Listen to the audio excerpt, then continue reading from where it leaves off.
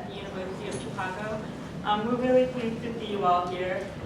To start off with, I'm going to just say a few thank yous because we have received a lot of wonderful support from a number of institutional bodies here at the University of Chicago. And then I have a few access notes, and I'll turn it over to Stephen Panuta. So our basic funding for the Disability Matters series, which this is the inaugural lecture, comes from the Deputy Provost for Graduate Education and Graduate Student Affairs. We got a Graduate Student Innovation Grant in order to put the series on. We would also like to thank the Division of the Humanities, the Division of the Social Sciences, the Department of English, the Center for the Study of Gender and Sexuality, and Student Disability Services. We're very grateful. And we're grateful that you have come to support our project. We're gathered in a long rectangular room. The north wall behind me is wood panels from floor to ceiling. And along the east and west walls are tall pencil rubbing drawings of knights, which seem to have been taken from a cathedral. On the east wall, there are two doors, one close to the speakers area and one about 15 feet south. Both lead into the lobby of the classic building. On the west wall, there's a series of tall iron windows, which we now have opened to reduce the heat in the room, but people, please feel free to sort of make some kind of a gesture and we'll pause and adjust as necessary because I realize it's getting cold. So before I turn it over to Stephen, a few access notes. The restrooms are located on the second floor of this building, and the elevator is located in the eastmost vestibule of the classic building. The elevator is small, so if you need a larger elevator, please find either myself, Margaret, or Stephen, or Hannah, who's also here tonight, and we'll happily direct you to a bathroom that's 2 buildings down in Hartford. Yes, our buildings are old and not really up to snuff as far as accessibility, so we have to be independent to make that work.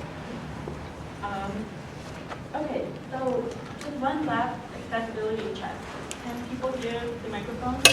No, could you raise it a bit, please? Would you like it to be? Yeah, okay. I've asked the question, I don't know how to actually. Okay, maybe we can just speak closer to the microphone. Does that improve it if I talk closer? Okay. Don't think it's on. Oh, if it's not on, that would be. Hello? Hello? It's on. Okay, oh wow. Ooh, okay, maybe don't speak so closely to the microphone. Thank you for that feedback. Okay, how is everybody doing as far as visibility in terms of the interpreter? Would it help if she moved and stood up?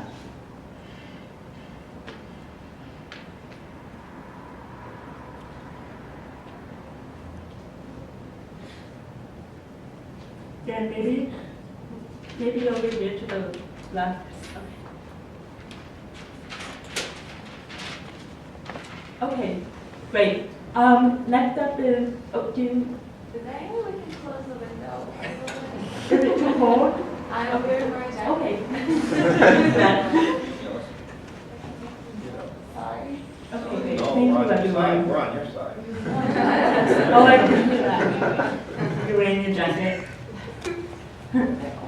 Okay. I'm going to turn it over to Stephen Panuta at this time. Thank you again for coming.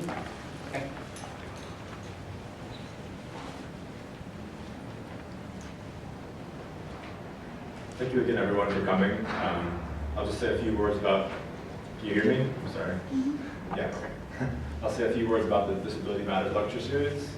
So the very first thing to say is it's a claim that we're making, the Disability Matters at the University of Chicago, and it comes out of a background of many individual stories of not mattering, and we've come together to form an organization for students with disabilities that meets weekly to provide community support and then also work on long-term advocacy goals such as including disability as a category of diversity that would be supported by the university and recognized and acknowledged in all the same ways that we recognize and acknowledge other forms of identity, like race, class, gender, sexuality, ethnicity, and nationality. So the aim of this Disability Matters lecture series is to think about disability as public, disability as ordinary, and disability as something more than disability. That it's a thing that we can use to think about the world and the shape of it and how we inhabit it and move through it. And we're very pleased and honored to have Rosemarie Garland-Thomson as our first lecturer in this series. And with that, I'll turn it over to Professor of Anthropology, Don Blewett, for the introduction.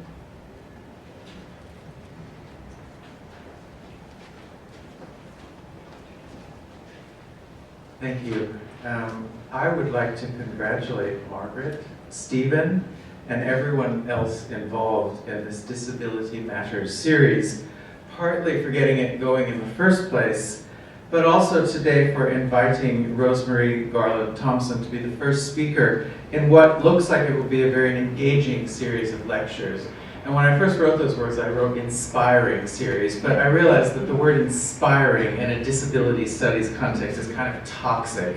Calling to mind Jerry Lewis telethons and the sort of, the idea that people with disabilities should inspire us simply because they open their eyes in the morning.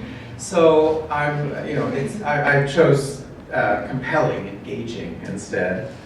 Now, Rosemarie Garland-Thomson is Professor of English and Women's Studies at Emory University, and it is an enormous honor to have her here as the series' inaugural speaker, because as I have no doubt that all of you know, she's one of the pioneering scholars and towering figures in the discipline of disability studies.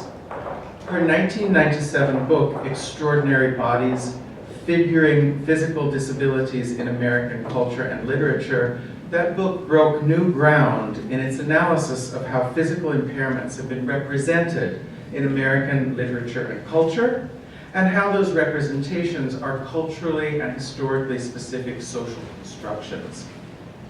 Extraordinary Bodies is the book in which Professor Garland-Thomson coined what she calls the deliberately clunky term normate, to displace the concept of able-bodied and to draw attention to the phantasmatic, ideologically saturated role that certain kinds of people can believe that they can occupy in our culture and reap rewards for doing so. Now, the concept normate has turned out to be a fertile one for disability studies, and one can see how it was both inspired by social constructionist perspectives on power and the body, and also how it has come to inspire later work, such as that by Robert McClure and his crip theory. Now, besides Extraordinary Bodies, Professor Garland-Thomson has published numerous articles on disability and feminist theory, on representation, and on poetics. She's edited books on freakery and sideshows, and on disability studies and the humanities. And she's also written a wonderful book that everyone in the class on disability that I co-teach with Professor Emory Fred, and we all just read this book just before we came here. The book is Staring How We Look. This is a book that analyzes staring as a form of knowledge, a kind of politics, as a manifestation of class relationships, as an expression of alienation, and also, perhaps most importantly, as an act of engagement. And in addition to a riveting analysis, the book contains wonderful aperçus, such as, quote, the drama of the mechanical hand usually has 2 acts. Act 1 is how did you lose it? Act 2 is how do you use it? And another one that is one of my favorites, quote, becoming a staree is like learning another language. The earlier you do it, the better you are at it, end quote. Professor Garland-Thomson is currently working on a new book titled Habitable Worlds, Disability, Technology, and Eugenics. And this afternoon we're privileged to have her present some of the material from that book in a talk that she has titled, Why Disability? Or Who Should and Should Not Inhabit the World? So please join me in giving a very warm welcome to our inaugural speaker for this series, Professor Rosemarie Garland-Thomson.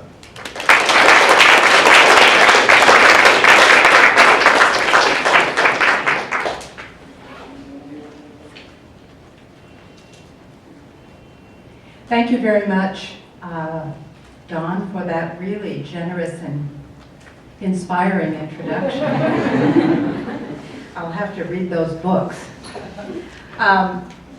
Thank you very much to my hosts, Stephen Panuto and Margaret Fink, for inviting me as the inaugural lecturer for the Disability Matters series that is sponsored by the Organization of Students with Disabilities at the University of Chicago. I'm really honored to be hosted by this kind of a group and to lend my scholarship and presence and leadership in the field of disability studies toward an initiative in an academic institution that is based on the development of disability studies and advocacy and access for students, faculty, and staff with disabilities at the University of Chicago. So yay to all of us for this. Thank you. Thank you very much. As Dawn suggested, the title of my talk today is Why Disability, or Who Should and Should Not Inhabit the World. And it's not just part of a project I've been working on, as is always the case with academics, but it's my attempt to come to terms with and to try to say something that is distinctive to my own academic perspective, my own research experience, and my own experience as a scholar of disability studies and a person with a disability about the topic of eugenics. Eugenics is a very complicated set of ways of thinking, and it's also an historical period, or understood as an historical period. So I'll be talking a little bit about eugenics throughout the talk, but I want to make you aware that eugenics is a way of thinking and a set of policies and practices that is lurking in the background of everything that I'm trying to do in my current project. I should also say that I decided after a long time that the historians had addressed eugenics in a really effective way, and that there wasn't something else for me to say about that. So I finally concluded that the way I want to address eugenics is to think about the intersections of technology and bioethics. So the talk that I'm giving you tonight is a presentation form of a longer article that was published in a bioethics journal, the Journal of Bioethical Inquiry. And that's really important because to publish in a bioethical journal, and this is what I'm endeavoring to do now, is to shift my audience from what I call the choir in humanities and social sciences to an audience of healthcare professionals, clinicians, and practitioners, and to talk to that kind of an audience about disability and why disability should be in the world. So,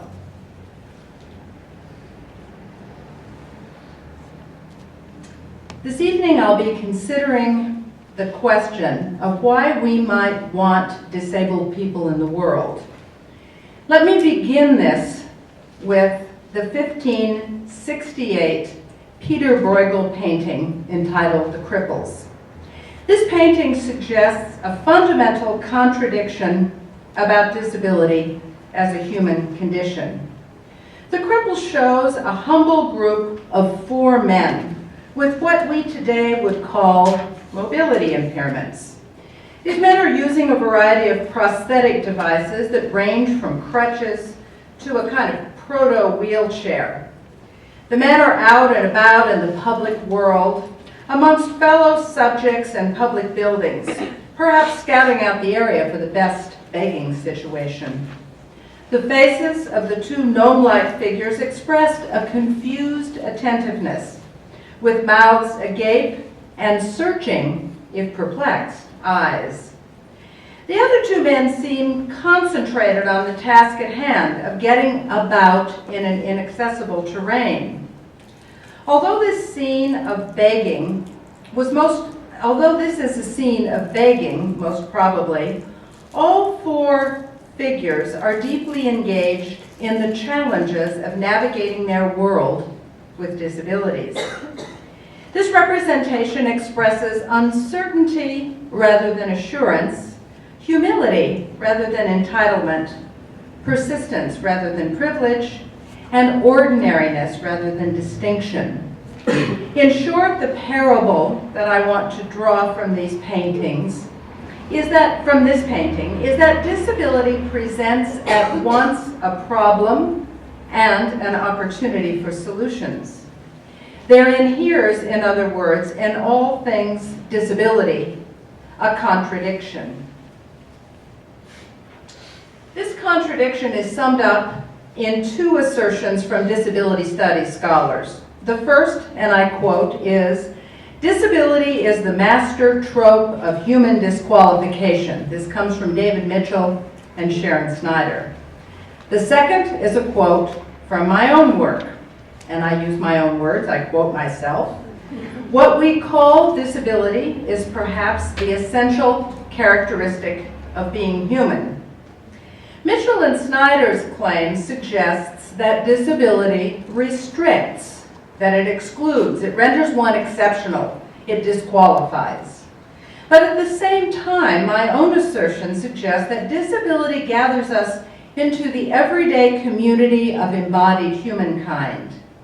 If disability is inherent in the human condition, how then can it at the same time disqualify us from full membership in the human community? How can disability be both an occasion for inclusion and exclusion at the same time? This contradiction inherent in disability can be found in what I call the project of world building, which is the shared human project of making and using our world together. The premise of world building is that the shape of the material world that we design, build, and use together both expresses and it determines who inhabits our shared world and how we use that world to exercise the duties and the privileges of citizenship. Modern culture in the United States and other developed and developing societies are now undertaking two contradictory world-building initiatives that are expressed in the social, legislative, material, cultural, and attitudinal sets of practices of these cultures. One world-building initiative, which I will call here inclusive world building, seeks to integrate people with disabilities into the public world by creating an accessible, barrier-free material environment. Inclusive world building frames disability as a valued social diversity, and it supports the civil and human rights-based understanding of disability that is encoded in legislation such as the Americans with Disabilities Act of 1990 and 2009, and also in broader initiatives such as the United Nations Treaty on the Rights of People with Disabilities, all of which aim to integrate disabled people as full citizens. In contrast to this inclusive initiative is an initiative that I call eugenic world building, one that strives to eliminate disability and along with it people with disabilities from human communities through varying social and material practices that range from seemingly benign to egregiously unethical. Restrictive environments that segregate people with disabilities from one another and the non-disabled population are one form of eugenic world building. Another form is scientific and medical technology such as genetic manipulation, selective abortion, and medical normalization that are justified by the idea that social improvement and freedom of choice require eliminating devalued human traits in the interest of reducing human suffering, of increasing life quality, and of building a more desirable citizenry. Eugenic world building, in short, is the ideology and set of practices that control who enters and participates in the shared public spaces of a democratic order. This material contradiction between inclusive and eugenic world building suggests that the world that we are making at this time and in this place at the same time wants and does not want disabled people in it. In other words, in these simultaneous contemporary world-building initiatives, disability is an occasion for both inclusion and exclusion. The question this contradiction raises, of course, is how we reconcile a world that rewards diversity of all types and still emphasizes particular standards of acceptable bodies. Here's one recent specific example of this world-building contradiction. An October 2011 New York Times Magazine article reports that the neuroscientist and physician Alberto Costa, whose daughter has Down syndrome, is researching drugs that he hopes will yield treatment for people with Down syndrome by increasing their quality of life and developing their potential for inclusion into a world that values intellectual capability. Costa explains that he is in a losing race for funding, with scientists developing new prenatal genetic tests which are less invasive and administered earlier that will identify fetuses with Down syndrome for possible elimination. This funding disparity, he suggests, reflects our cultural preference for building a world without people who bear the human variations that we think of as Down syndrome. Costa's story suggests that the kind of research he is undertaking supports an inclusive world-building initiative, whereas the preferentially funded prenatal testing research supports a eugenic logic, which would eliminate people like his daughter from our shared world. How then do we understand this eugenic logic, this sustained commitment in modernity to eliminating disability from the human condition, this literalizing of disability as disqualification that Snyder and Mitchell identify as what they call the master trope of our shared world? Why, eugenic logic asks, should the world we build together include disability at all? Our dominant understanding, of course, is that disability confers pain, it's disease, it confers functional limitation, disadvantage, social stigma, it limits opportunities, and it reduces quality of life. Eugenic logic tells us that our world would be a better place if disability could be eliminated. Eugenic logic is the utopian effort, then, to improve the social order. It's a practical health program. It's a social justice initiative that is simply common sense to most people and is supported by the logic of modernity itself. Against the eugenic commonplace that assumes that we should eliminate disability, I want us to consider here together the bioethical question of whether disability and disabled people are something we might not just want to tolerate in our shared world, but rather to conserve. To do so, I want to consider here a range of counter-eugenic positions and perspectives that range from instrumental to pragmatic, from ardent to skeptical. Taken together, these perspectives constitute a conversation asserting that disability might be conserved at the same time that they honor the complexity of how disability acts as the master trope of human disqualification. So these speculations that I'm going to offer about what disability might be good for reframe disability, and this is my point, as a resource rather than a restriction. And I'm going to offer you then a reading of disability as generative rather than limiting. In other words, the conversation I will present in the rest of my talk asks what cultural and material work disability does in the world. I will begin this counter-eugenic conversation with a cascade of intertextual references about world building that originate from considering modernity's fullest enactment of eugenic logic, and that is, of course, the Holocaust. First is Hannah Arendt's assertion in her 1963 book, Eichmann in Jerusalem, a report on the banality of evil, in which she concludes that political regimes ought not to determine, and I'm quoting, who should and should not inhabit the world. And of course I've taken my title here from Arendt's quote.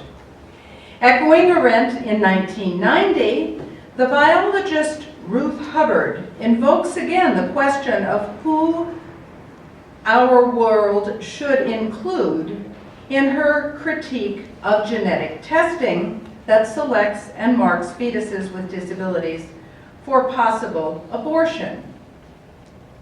Laying out what historian Daniel Kevles calls the new eugenics, Ruth Hubbard asserts that, and I quote, scientists and physicians in this and other countries are once more, she says, engaged in developing the means to decide what lives are worth living and who should and should not inhabit the world. Continuing this chain of references about who should inhabit and should not inhabit our shared world, Nancy Mayers declares in her 1996 book called Waist High in the World, A Life Among the Non-Disabled, and this is, I think, one of the best titles ever, written by a woman who's a wheelchair user, that her task in writing about living with multiple sclerosis is, and I quote, to conceptualize not merely a habitable body, but a habitable world, a world that wants me in it. And I've taken the title for my aspirational book from Mayers' quote, Habitable Worlds.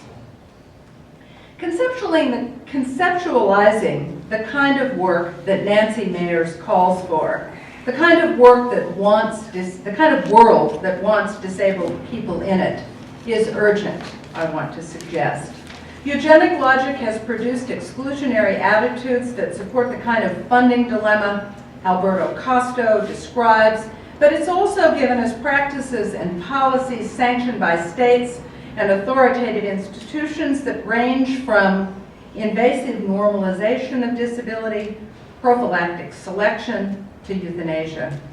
The word killing is, after all, the semantic choice of ethicist Peter Singer in his intricately reasoned argument for euthanizing disabled infants, which is a topic I've taken up in more recent work. What I endeavor to explicate here are some of the, what I call, because of rather than in spite of, counter-eugenic positions. In other words, I'm going to explore what disability as disability and what disabled people as they are in the world contribute to our shared world.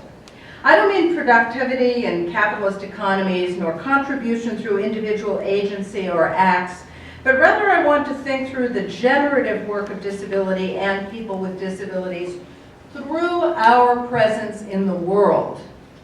Put another way, I want to ask what we lose besides the individuals themselves if we eliminate disability and disabled people from our shared world. Attending to what disability contributes, then, requires focusing on the generative potential of disability rather than on the restrictive potential of disability. The tension between disability as a universal and persistent human experience and disability's cultural work as a disqualifier intensifies disability's generative potential, I want to suggest. As disability studies itself has amply pointed out, once we begin to attend to it, disability is everywhere in the cultural products arising from our collective consciousness. As both a generative concept and a fundamental human experience, then, disability generates circuits of meaning in the world. The meaning-making potential of disability can be organized, I want to suggest, into a taxonomy of 3 interrelated registers, what I'm calling the narrative, the epistemic, and the ethical. And under these rubrics, I find sustained and complicated counter-eugenic arguments for disability conservation. And I'm going to briefly give you, in the rest of my presentation, some of these examples. In the longer version of this, which is published, there are many, many other examples. So, disability as a narrative resource. From the unsettling contradiction of disability's universality and its, according to Snyder and Mitchell's, disqualifying potential, come, nonetheless, some of our most enduring and canonical cultural narratives. Disability is apparently close to the quick, a perpetual narrative resource. Perhaps, indeed, something resolutely human and inherently interesting inheres in disability itself and the lives that we make with disabilities. For example, Sophocles' tragic figure, Oedipus, is one of the founding protagonists of Western culture. Oedipus's tragic flaw, as we all know, of course, is hubris, the Promethean aspiration to know the terrible truth of his own fate. Oedipus's life journey is bookended by disability. His parents, the king and the queen, put out their newborn to die on a mountaintop with his ankles bound together, for which he is named Oedipus, meaning swollen foot. The mark of the damaged foot provides the irrefutable evidence of his identity and of his fate. Laden with this inescapable self-knowledge, Oedipus seizes the truth of who he is, knowingly taking his fate into his own hands by gouging out his own eyes and heading down the road alone. With this dramatic act, Sophocles expresses an alignment of the hero's body and the hero's identity by making Oedipus, like Tiresias before him, into one of the canonical figures of classical Greek tragedy, the blind seer. Another narrative resource. In his 1995 book, The Wounded Storyteller, Body, Illness, and Ethics, sociologist Arthur W. Frank puts forward a strong argument for disability as a narrative resource in the form of self-story. Whereas some narratives appreciate disability as a narrative resource for the non-disabled, Frank, on the other hand, values the narrative potential of disability for disabled people themselves, and this is really a crucial distinction. The contribution of disability narrative in Frank's account is to counteract disability's social disqualification. As Mitchell and Snyder suggest, few of us willingly welcome disability into a life in our contemporary time and place. The birth of a disabled child or the onset of disability is often seen as a catastrophe or as a failing.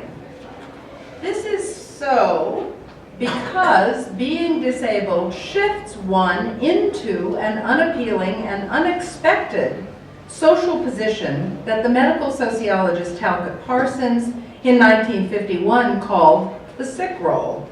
It's a place on the far edge of the circle of human commonality where one is exempt from normal social roles and obliged to fight hard to re-enter by getting well soon.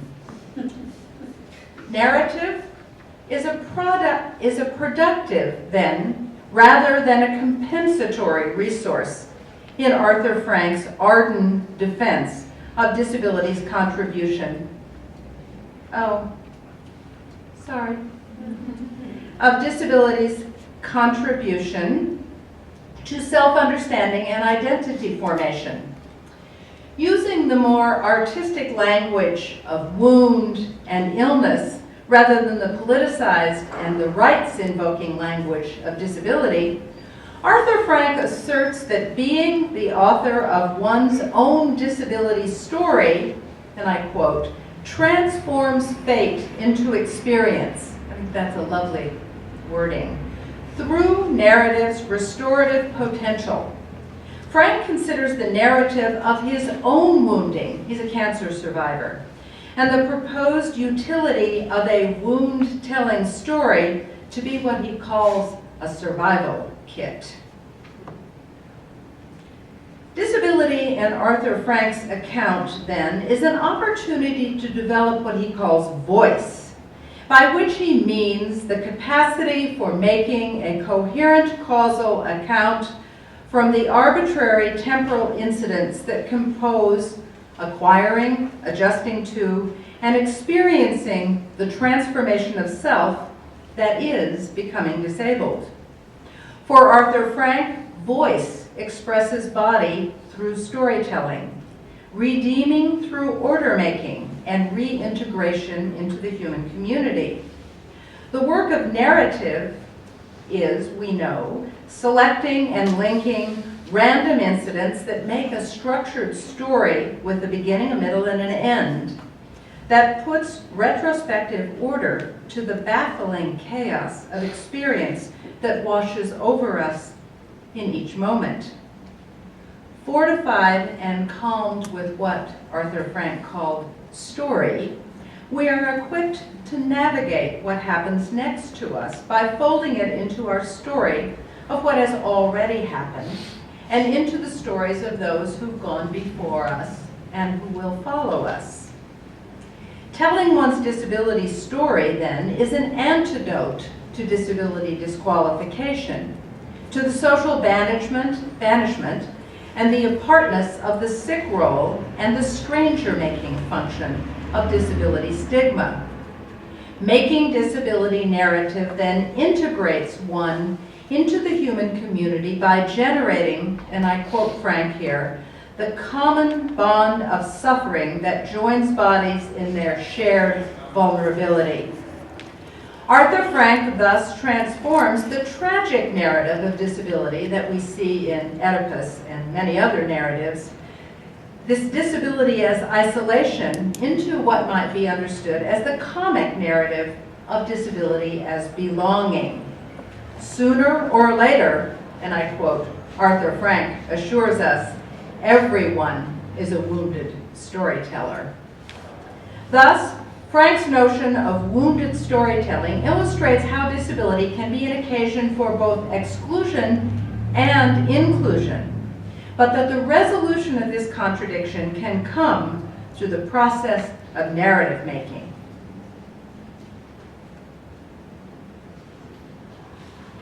Disability as an epistemic resource. Epistemic means, of course, knowledge building.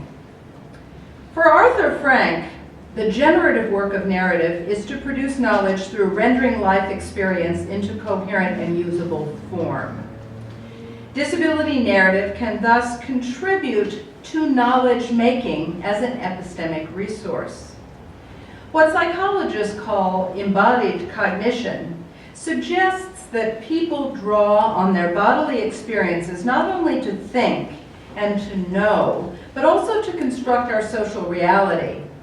In other words, our bodily form, our function, comportment, perceptual apprehension, and our way of mind shape how we understand our world.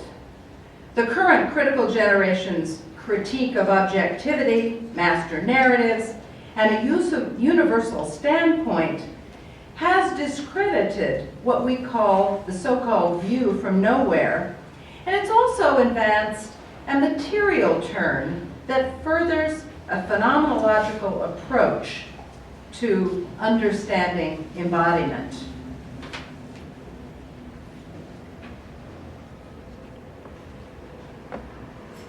The bioethicist Jackie Leach Scully has argued persuasively that a distinctive and a morally privileged knowledge can arise from the experience of living in a disabled body. In accordance with Jackie Leach Scully and following Patricia Hill Collins, I suggested elsewhere that the material experience of navigating a world built for the majority while living in a minority form of embodiment, such as disability, can produce a politicized consciousness or an epistemic epiphany regarding the relativity of exclusions that the status quo maintains as natural or essentializes as inherent inferiority. Disabled bodies, as Jackie Leach Scully explains it, produce what she calls experiential gestalts, or ways of knowing shaped by embodiment, that are distinctive from the ways of knowing that non-disabled bodies develop as they interact in a world that accommodates them. Thus, thinking through the variant body, to use Scully's terms, can be a resource for knowledge building. For example, the deafblind activist and writer Helen Keller gives an account of how embodied cognition, that term I used before, generates what Scully calls subjugated knowledge in Helen Keller's 1908 collection of essays called The World I Live In. Helen Keller's enforced unreliance on the dominant senses of hearing and sight provide her with a generative opportunity to develop vivid tactile, taste, and olfactory knowledges that often remain dormant, she suggests, in sighted and hearing people. Keller narrates what one might call disability synesthesia when she, and these are her terms, smells a horizon or recognizes people through the touch of her hand.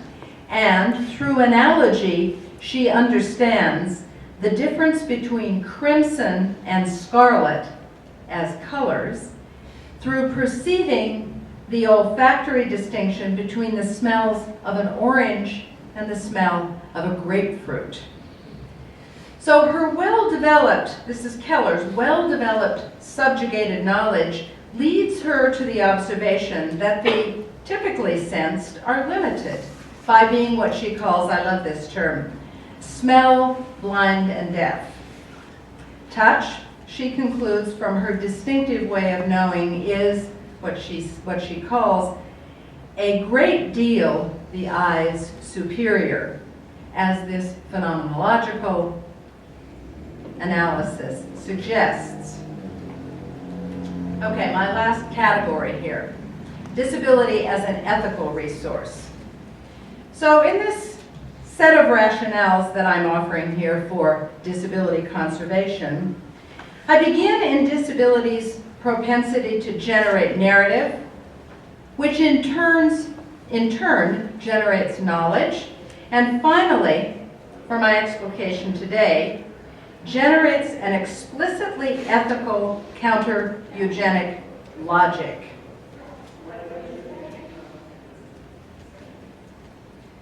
The final and the most nuanced counter-eugenic argument that I'll offer today comes from Emily Rapp in a New York Times opinion piece and on her Slate blog. And I should indicate to you that Emily Rapp has published very recently a book called The Still Point of the Turning World, in which she elaborates the work that she put forward in this New York Times piece that I'm going to talk to you about.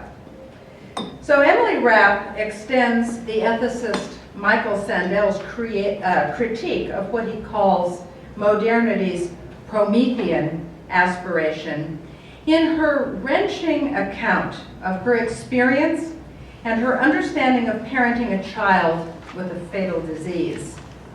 Emily Rapp offers a humble argument for disability conservation that honors, I want to suggest, the pain, the loss, and the suffering that is fundamental to much disability experience. Emily Rapp's 18-month-old son, Ronan, was born with Tay-Sachs, a rare genetic condition which causes a slow developmental regression into paralysis and sensory loss, which is irrevocably fatal by the age of about 3. And Ronan did, in fact, die within the last year. The condition represents a perverse reversal of our imagined developmental trajectory, foreshortening an entire life course into a chillingly compact arc. With Tay-Sachs, the disintegration that we expect to languidly stretch over 7 decades instead rushes by in mere months. Tay-Sachs is, of course, the exemplary worst case put widely forward in arguments for reproductive counseling, for eugenic testing, and for selective abortion. It is the anchor of any reasonable eugenic argument. As such, Emily Rapp's son, Ronan, offers the most difficult and the most controversial case for disability conservation. Moreover, that Emily Rapp herself had 2 screenings for the condition that did not indicate its presence itself complicates what is often taken to be a clear-cut case for genetic testing and selective termination. Rapp herself, who has a disability, I might add, has said that had she known her son Ronan would have Tay-Sachs, she would have selectively aborted her pregnancy in order to prevent the suffering both her son and his parents have experienced. Now, the prevention of suffering is one of the major eugenic arguments for eliminating disability in disabled people at all life stages. The Nazis, the ethicist Peter Singer, supporters of physician-assisted suicide, and the reproductive rights movement have all used the argument of suffering in some way to justify eliminating disability. The novelist Flannery O'Connor, wary of suffering, has even warned of this peril, rightly I think, and she says that sympathy for the suffering of others can lead us to the gas chamber. But Emily Rapp and her son's terrible situation offer a consideration other than the well-worn conversation about suffering I want to suggest. While it would be perverse to reduce the complicated and the contradictory understandings that Emily Rapp offers about her son's dreadful condition, one point that Emily Rapp's story makes clear is that suffering expands our imagination about what we can endure. More than this, however, Emily Rapp's account of what her son Ronan's disability imposes upon her and her family clarifies a less recognized aspect of disability's distinctive work in the world that is worth, I want to suggest, conserving.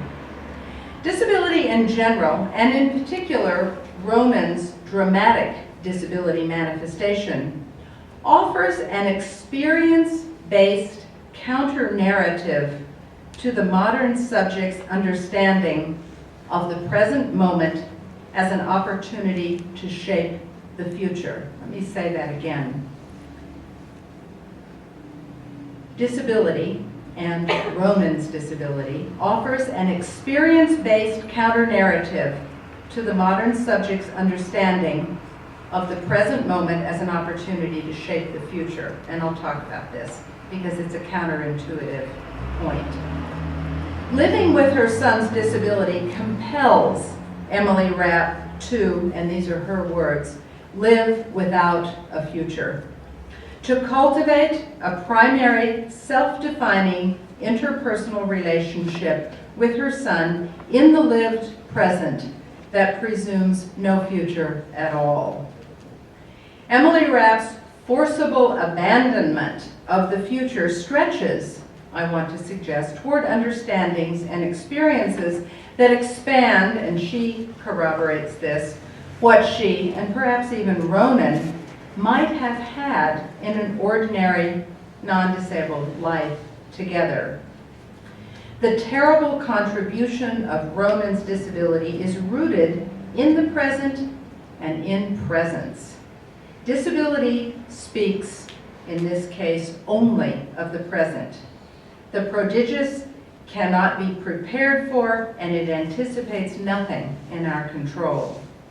Like Arthur Frank's wound-telling stories, Emily Rapp's story is of what she calls the even blissful, magical world of the mundane, and what she calls its terrible freedom from expectations.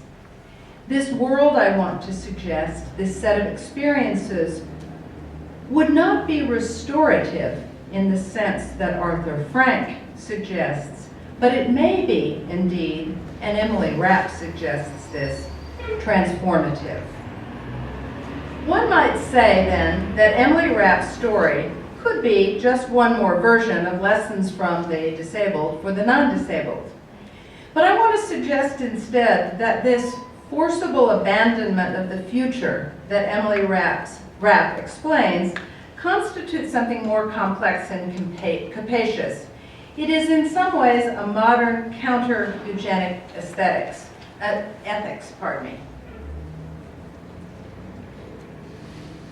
Eugenics is about controlling the future. Eugenics is the ideology and the practice of controlling who reproduces, how they reproduce, and what they reproduce in the interest of controlling the composition of a particular citizenry. The very idea of shaping a community or a national citizenry through the technological and legislative practices that control reproduction is distinctly modern. This distinctly modern understanding of the relationship between present actions and future outcomes is expressed in many aspects of culture and is one of the hallmarks of modernity, codified in modern nation states, modern culture, modern subjectivity, even modern design, it's been argued. Zygmunt Bauman, finds modern genocide, for example, rooted in rationality, efficiency, science, bureaucracy, and its manifestation in the nation state. In short, what Max Weber has called rationalization is a hallmark of modernity, of controlling the outcomes in the future. The interrelated concepts of evolution, progress, and improvement, upon which eugenics are based, comprise a temporal aspiration for both individuals and societies that is crucial to modernity. The conviction that control in the present over the outcomes of the future is perhaps then the fundamental aspect of modernity and the modern subject. This impulse to control the future is the overreaching that ethicist Michael Sandel decries in his book, which I'm not speaking about, but it's an important book to read, called The Case Against Perfection. Disability, then, is a conceptual category that represents something that goes beyond actual people with disabilities, and this is one of my most important points. Disability represents a problem with temporality as it is formulated in modernity. Disability and illness frustrate modernity's investment in controlling the future. Douglas Bainton argues that efficiency and increased pace in task performance in all aspects of daily living that became the dominant value and way of life during the 19th century modernization shaped the cultural understanding of disability as representing inefficiency and intractability. Bainton's historical account suggests that as the modern understanding of time as a commodity developed, of the present moment as an opportunity for investment in the future, disability came to be seen not just as a misfortune or a punishment or a blessing or an omen from an either benevolent or angry God, but rather as intransigence embodied. Disability and people with disabilities are then eugenic targets because we embody the unpredictable and intractable nature of temporality. we frustrate modernity's fantasy that we, as humans, determine the arc of our own histories. Emily Rapp confronts then our collective investment in futurity, which I've suggested is distinctively modern and differs from traditional worldviews. Thus, disability becomes for modernity's Promethean aspiration to control the future at once its greatest opportunity and its greatest repudiation. Curing cancer, sundering the conjoined into singletons, flushing out the elusive gene for Tay-Sachs, are challenges in the interest of controlling the future by shaping how human beings are and who we have among us. I object less to the idea of controlling outcomes in the future in general than the problem of what outcomes it is that we attempt to influence.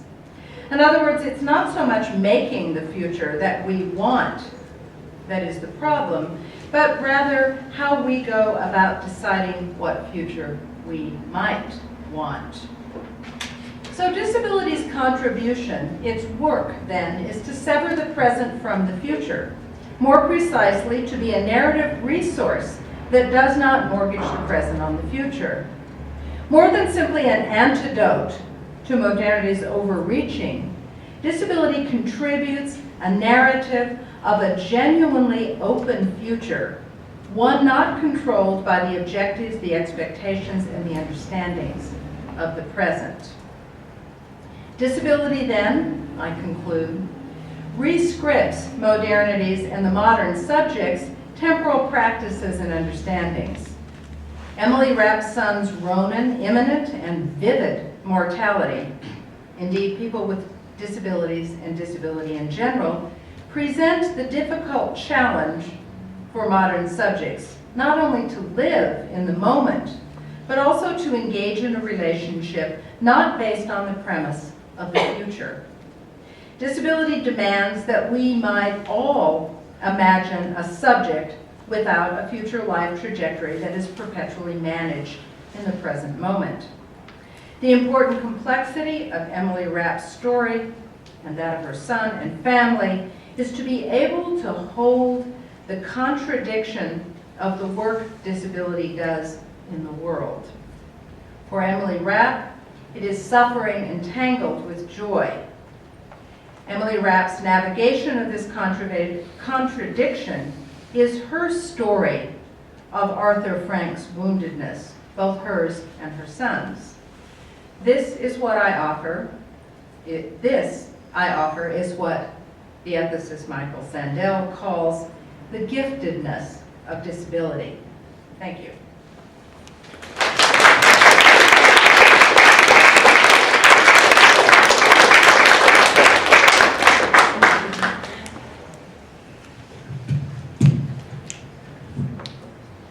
Thank you. We have some time for questions and answers. So if anybody would like to ask a question or make a comment, please indicate that you would, and I'd like you to wait for the microphone, please. We'll mic everybody or plan back and forth.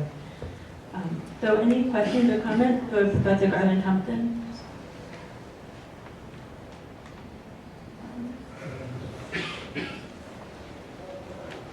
Thank you so much for the speech. It was very inspiring.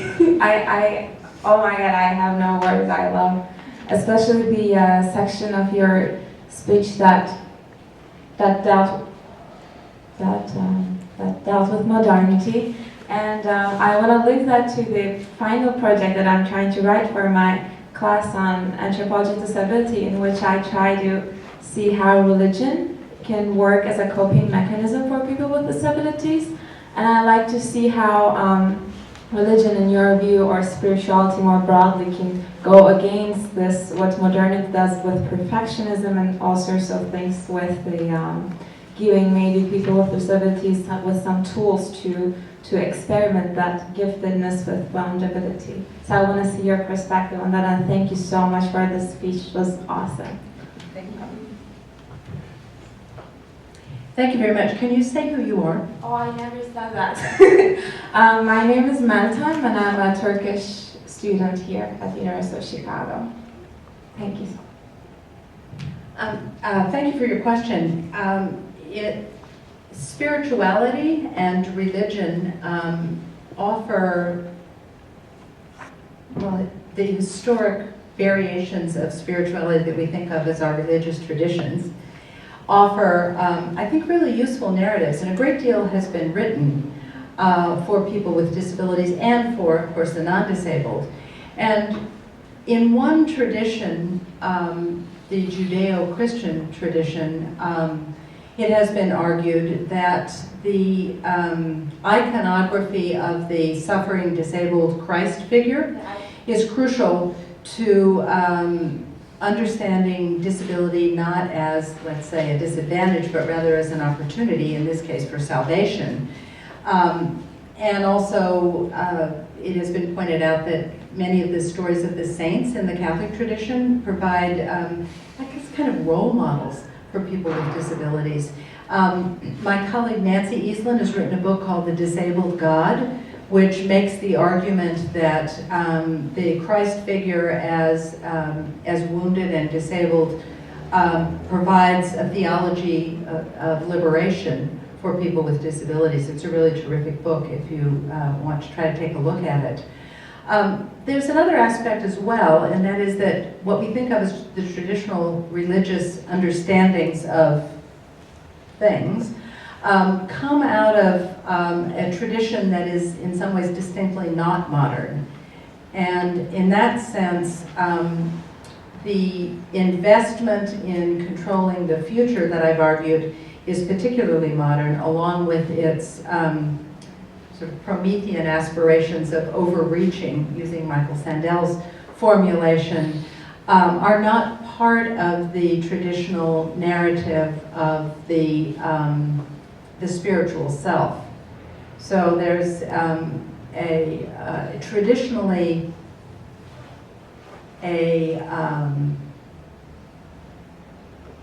there's a tradition of abiding that is sometimes useful for people with disabilities that comes from the spiritual traditions and understandings. I mean, there's lots more to say, but thank you.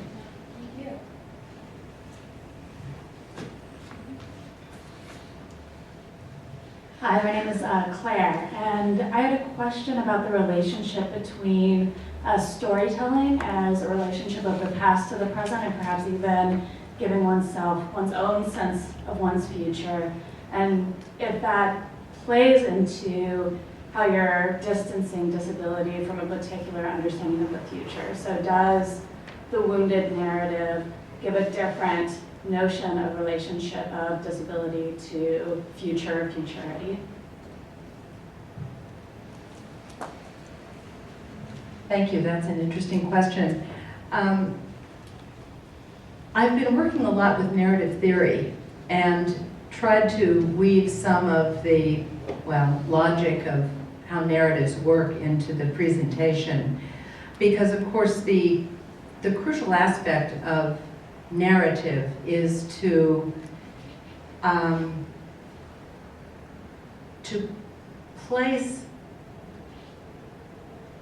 body in time and space through story, and to create, as I suggested, and we know this from Aristotle, a beginning, middle, and an end.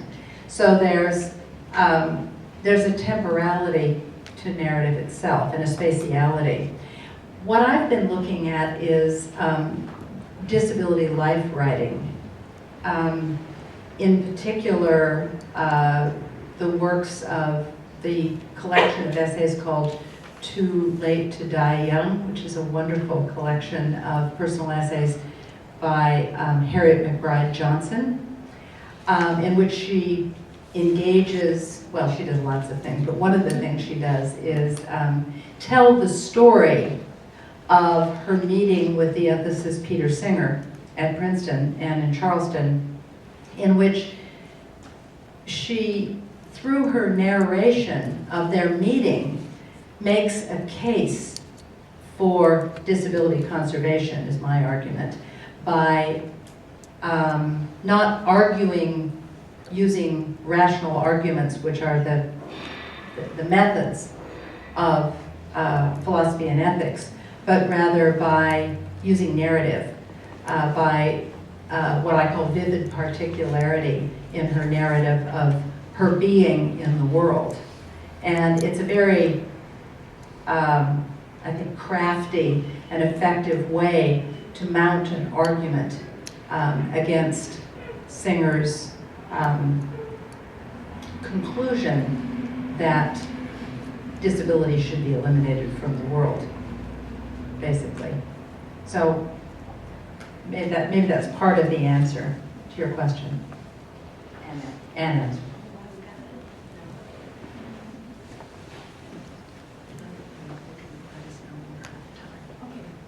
We're doing really wonderfully on time, actually. So. There are about 1.8 to 5 million people with disabilities without rights in the United States, rights to disability citizens' resources under guardianships. And I'm concerned that your process of saying you learn from it, all this kind of thing, you have a Jesus model, it benefits you in some way through a narrative, can be used to justify this type of discrimination. I'm just concerned if you respond to the idea that all your kind of disability should be conserved, can be used to justify discrimination, as currently happens in U.S. courts throughout the United States, giving shots without consent to people, denying people phone use, visitation, etc., because people have disabilities. James C. Struxman. Well, thank you for your question. I wouldn't necessarily include Jesus in my account. I was reporting the inclusion of the crucified Christ in the book that my colleague wrote about liberatory philosophy. Okay. For sure. What I am actually trying to write against is, I think, what you're suggesting, and that is the framing of people with disabilities as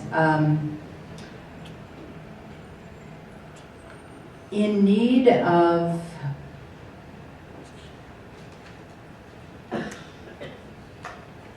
becoming normalized. Mm-hmm. And so my argument would be that we need to distribute resources more effectively to disabled people as disabled people, not to disabled people who are understood as in some ways being in transition out of that state into some other state of non-disabled existence or normate existence in which they will then be able to be functioning full citizens. So what I want for all of us, regardless of how well-resourced we are, is to be understood as meriting resources and rights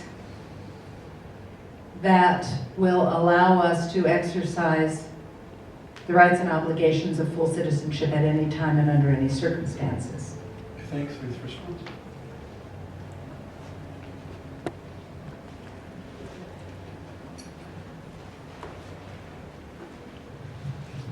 Hi. There was a part of your presentation about a man with a daughter with Down syndrome, and you sort of presented him as sort of counter to the idea of eugenics. However, I found it potentially problematic that he did seem to think that society would accept his daughter in as much as she was intellectually able. Do you think you could comment on that?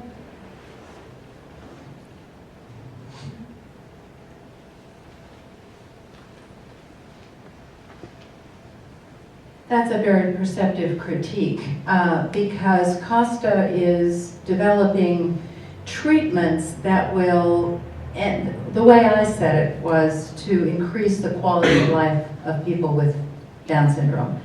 And there's some controversy, there's a lot of controversy about what constitutes quality of life. And he doesn't talk about it this way, but his understanding from what I know from reading the New York Times Magazine article, I don't know him, is that to increase the cognitive capability of people with Down syndrome is going to improve their quality of life. So in that sense, he is trying to develop interventions that we could argue are normalizing interventions. I think on the other hand, it could be argued as well that he is developing treatments that will be interventions, well, to improve the quality of life of people with Down syndrome. The very issue of medical treatment is quite controversial. We could spend a lot of time talking about that, because much medical treatment is normalizing, but also other medical treatment is necessary for the maintenance of high quality of life for non-disabled and people who identify as disabled. So, for example, there are some medical treatments that disability activists might argue against. But there are also some medical treatments that disability advocates would not argue against. In fact, would argue for. I think the most important thing is whether they're differential treatments. In other words, all people, whether they're disabled, identify as non-disabled or disabled, should have rights to medical intervention and medical treatment. But people with disabilities should not be subjugated to differential medical treatment that's based on normalizing. So there's an issue of interpreting what kind of, drugs he's developing. But it is a counter-eugenic move in the sense that he is interested in preserving the existence of people with disabilities and the existence of people with Down syndrome as they are in the world. And that's what I think.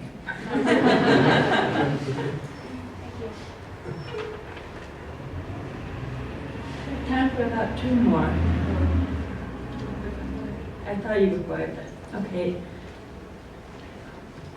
Hi, I'm Cheryl, and I'm a PhD student in disability studies at UIC. There's a bunch of my cohorts here, which is great. Welcome. First time in this building. I really enjoyed the complexity of your argument with eugenics. You spoke a lot about the pre-genetic diagnoses, and I was wondering if you could speak a little bit about acquired disabilities and how you're planning on approaching that, and also who, where the power sort of lies. Is it with the person who has a disability, or because you're talking about moving into like the medical humanities. So I was wondering if you could talk a little bit about the power relations also within that world. Thank you.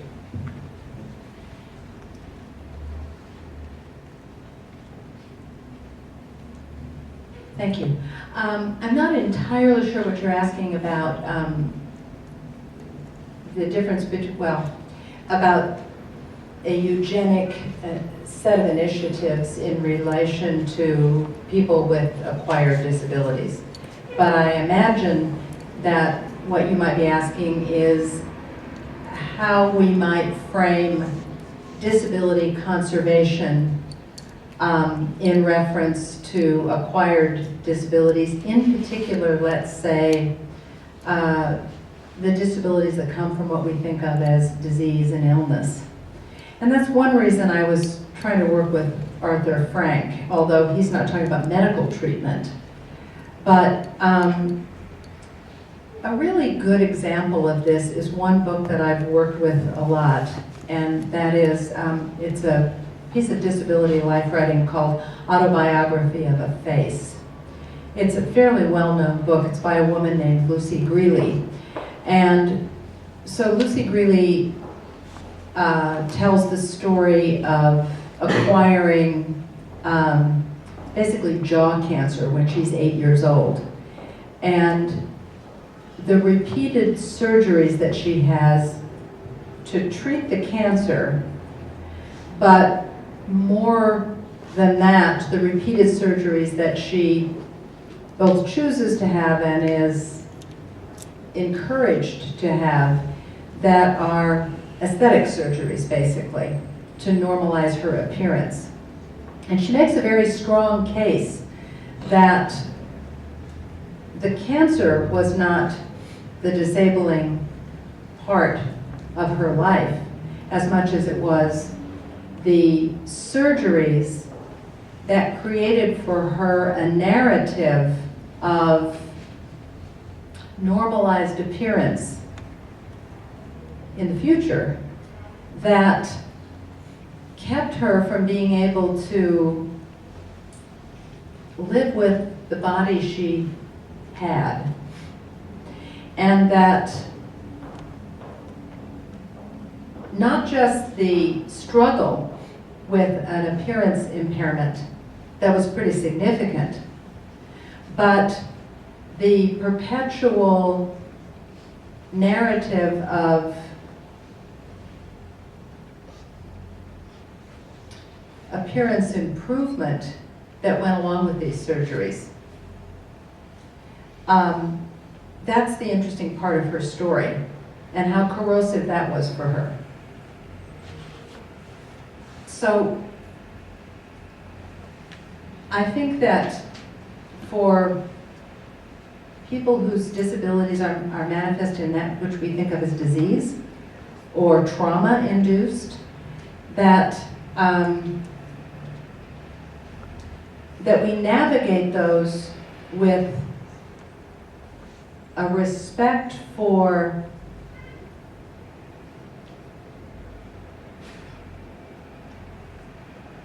not normalizing ourselves as disabled people. In other words, not moving out of disability and into able-bodiedness, but at the same time understand that medical treatment is a right to life-sustaining procedures. But the border between a life-sustaining and function-sustaining medical procedure and a coercive, normalizing medical procedure is a perilous border, and much has been written about it. And I think that's really one of the challenges of disabled subjectivity now in our era where we're all medicalized subjects all the time.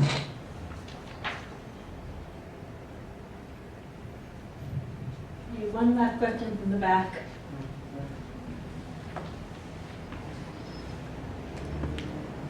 Hi. Thank you very much for that talk. It's so great to see you take the bull of eugenics by the horns and actually deal with it in a theoretically new kind of way. And I have actually three very quick questions, and they're related. The first question is a concern, or I wonder how you will respond to the idea that by talking about disability as a resource, that is to say, by talking about disability as something that contributes, something that gives, something that is good, you're already ceding too much ground to modernity, because a true refutation of the premise, it seems to me, would be to say, it doesn't have to be good, it doesn't have to be a resource, it doesn't have to give, and it's still worth having, it's still worth being, it's still worth engaging with. That's the first question. The second one is, I wonder in your discussion about futurity, if you engage at all with the work of Lee Edelman, the No Future book that he sees as the sort of queer. It's a queer critique of how queerness in its most radical form would reject the future. And that leads me to my final question, which is, if disability severs a connection between the present and the future, as you suggest that it does, how do we then think about the reproductive choices and possibilities of people with disabilities?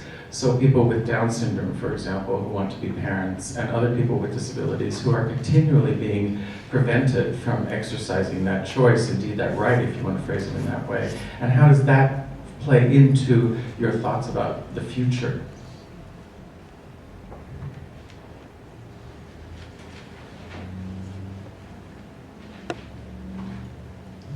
Thank you for those great questions. That will be, of course, what I'll have to write a whole book, or at least try to, in order to answer the questions.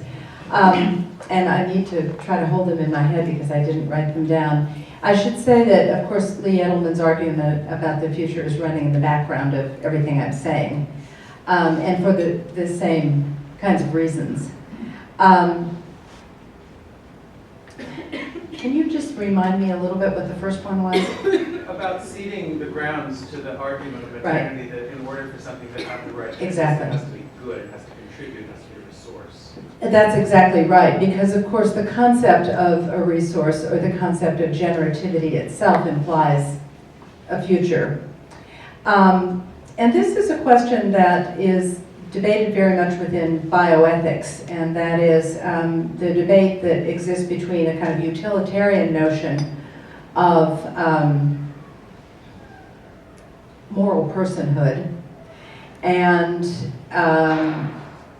more of what is sometimes called vitalism, and that is the idea of the absolute moral worth of all human beings, equal moral worth of all human beings, regardless of their contribution.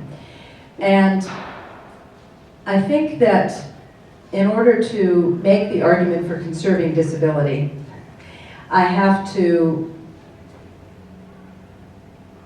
acknowledge the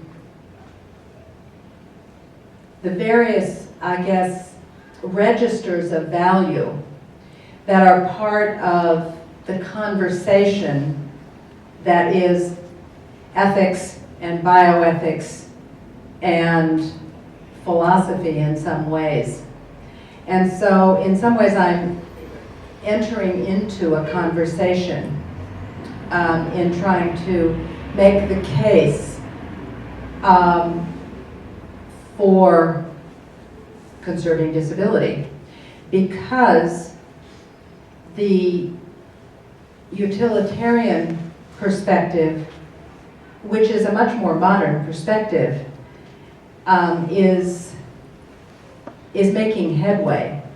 I mean, the philosophers and the liberal neo-eugenicists, the supporters of what they call liberal eugenics, who have a great amount of influence, actually, in bioethics and in philosophy, use primarily utilitarian framework. So in that sense, I'm kind of exercising using the tools at hand in order to make that argument. Because the utilitarian argument against disability is not just that people with disabilities will suffer and cause suffering, but it's an argument about the differential aspect of suffering, saying that people with disabilities will suffer more than non-disabled people, and of course that needs to be disproved immediately. But also that in a utilitarian framework, the idea of contribution is extremely important. So I feel like I'm having to use that in some way to make the argument. Unless I make the vitalist argument that says every person is of equal value. And of course that comes from the religious tradition, which basically says every person is of equal value in the eyes of God. And that's not a bad argument to make, frankly. It's an absolutist argument, and so if you accept the terms of the conversation, then that's that. There's nothing more to say. In a utilitarian framework, you have to keep arguing and arguing and arguing. So that's a bit of a long answer, but I've never really, I'm aware of what you're saying, but I've never had to try to answer for it, so thank you. Thank you for that. And I'm sorry, what was the third question? The reproductive choices of people with disabilities, for example, people with Down syndrome, or what's the futurity of that in relation to your argument? Yeah. That's a really great question, because of course what we would argue in disability politics and rights is that all citizens should have the rights that all other citizens have. So if anyone has a right to reproduction, then everyone should have the right to reproduction. This is one of the threads that has been recently elaborated in a really interesting way by Eva Kittay, who's a feminist philosopher in a lot of places, but she's written an article about the so-called Ashley treatment, which is a treatment that was devised to make a significantly cognitively disabled child not go through puberty or go through sexual maturation by preemptive hysterectomy and removing of breast buds through the rationale that she would never use her reproductivity, and that this procedure would prevent her from being a victim of sexual abuse, and that it would make her easier to care for by her caretakers.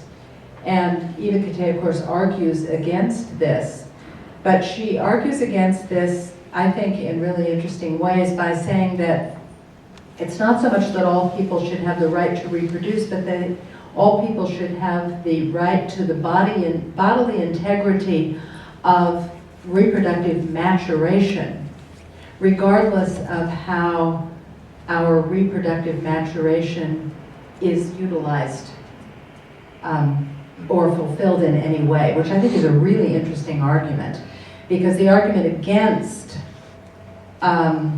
reproductive maturation or reproductive rights, I guess, for people with disabilities, particularly cognitive disabilities, is on the basis of the capability of being able to manage the rearing of children. And so this kind of takes the argument out of that realm and puts it into an argument around bodily integrity and instrumentalism.